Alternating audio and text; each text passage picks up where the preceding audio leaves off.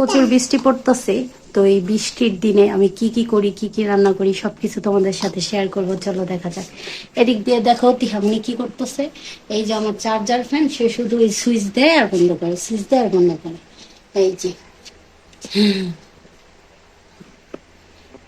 একটা হাসি দাও তোমা।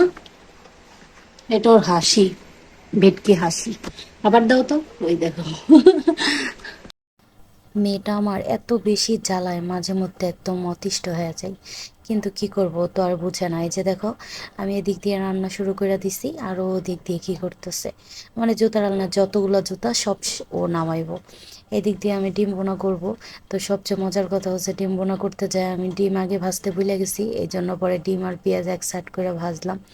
এদিকে তারে আমি নিতে আসছি, তার কথা আর কি বলবো। তার জন্য বিছানা ঠিক রাখা তো একদম কঠিন চ্যালেঞ্জের ব্যাপার। এদিক দিয়ে রান্না করতেছি আর ভাবতেছি, আসলে কি বলবো তোমাদের, আমি নিজের রান্না নিজে খেতে খেতে এক সময় আর মন চায় না রান্না করি। আর এদিক দিয়ে দেখো সে কি কান্না করতেছে, মানে আমি কোনো কাজ করলেই তখন তার কোলে ওঠার বায়না বাইরা যায়। তখন সে কুলে উঠবে, কুলে ওঠার জন্য অস্থির হয়ে যায়।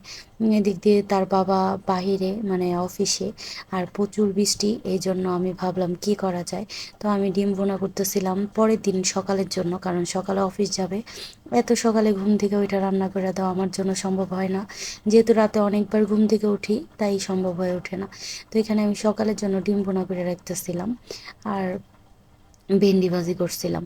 তো ভাবলাম আমার হাজব্যান্ডের খিচুড়ি অনেক বেশি পছন্দ। তো কি ভাবতে ভাবতে ভাবলাম যে না, তাহলে খিচুড়িটাও করে রাখি, হয়তো অনেক খুশি হইব। এই জন্য আমি তারপর খিচুড়ি রান্না করতেছিলাম। তোমরা কে কে বৃষ্টির দিনে খিচুড়ি খেতে পছন্দ করো, অবশ্যই কমেন্টে বলবা। আর আমার তো খিচুড়ি এতটা পছন্দ না যতটা আমার হাজব্যান্ডের পছন্দ। ও অনেক বেশি পছন্দ করে, ওরে খিচুড়ি বিরিয়ানি দিলে ওর আর কোনো কিছুই লাগে না।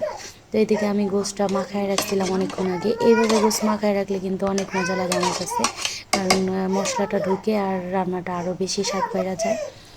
আর একা বাচ্চা করা মাদের রান্নাটা করা যে কতটা কঠিন, এটা যে মা রান্না করে সেই বুঝতে পারবে, অন্য কেউ বুঝতে পারবে না। মানুষ তো বলে একটা বাচ্চা কি আর কষ্ট, কিন্তু একটা বাচ্চা একা নিয়ে যে কাজ করা কতটা কঠিন, সেটা শুধু একটা মাই জানে, যারা একা বাচ্চা মানুষ করে তারা।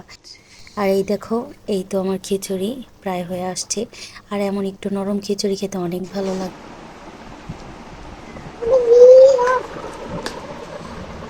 কি বার্তাস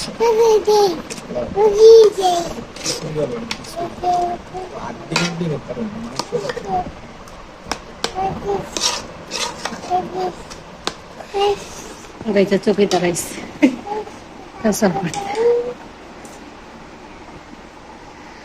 পেটটা এত বড় হয়েছে কেন না? কেমন হয়েছে কও? খিচুড়ি, হুম খিচুড়িটা দেখছো তুমি? হুম। সেই স্বাদ হচ্ছে। আর এই গোশগুলো এত সফট, এমনকার ধরলে এই যে পিল্লা যায়, দেখছো? পিল্লা যায়। আহ, মজা হয়েছে। আহ, আহ, খিচুড়িটা খাইলাম মনে হয় যে 12 বছর পর খিচুড়ি। সেই সেই।